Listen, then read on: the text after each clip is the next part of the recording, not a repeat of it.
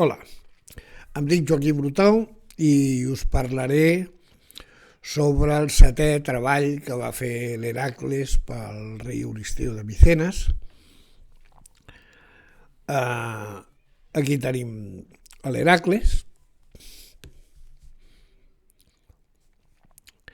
i aquest setè treball estava directament relacionat amb el brau de Creta.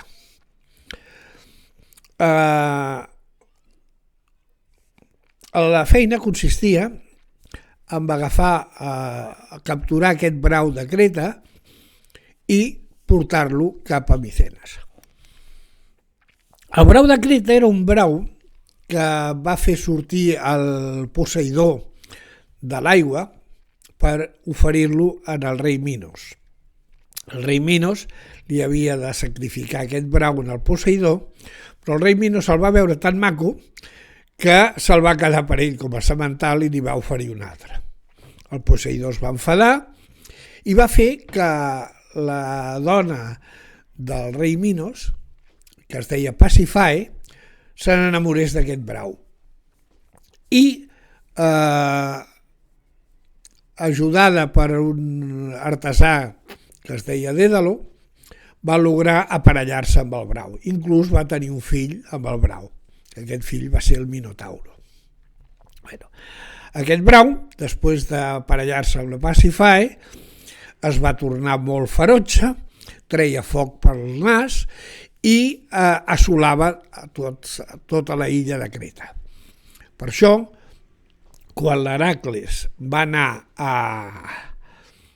demanar-li al rei Minos permís per emportar-se el brau perquè li havien demanat de Micenes, el rei Minos li va dir que sí, mira, que ja el tens i a veure si te l'emportes i el pots d'allò. Sí. L'Hèracles va anar amb el brau, va lograr posar-se sobre del brau, el va agafar per les banyes i el va conduir a través del mar Egeo, el va portar fins a Micenes. Una vegada a Micenes el va entregar a l'Euristeu i quan l'Euristeu el va veure i el va voler oferir a la deessa Hera, Hera el va trobar massa ferotge i no el va voler, el va deixar lliure. Què va fer el brau? Una vegada lliure el brau, va cruzar tota la península argòlida, va passar per l'istme de Corint i se'n va anar al nord de l'Àtica a unes esplanades que hi havia a Marató. Això està a uns 40 quilòmetres de la capital Atenes. I allà es va quedar. Allà es va quedar fins que el Teseo va venir i va matar el brau. En aquest brau tots els joves de Grècia havien intentat barallar i matar-lo. Un d'ells, el fill gran del Minos, precisament, un que es deia Andrògedo, també va intentar i va morir en l'intent aquest. No se sap si a causa del brau que el va matar o a causa dels altres competidors d'ell que també volien barallar-se amb el brau que el van matar. La qüestió és que va morir allà.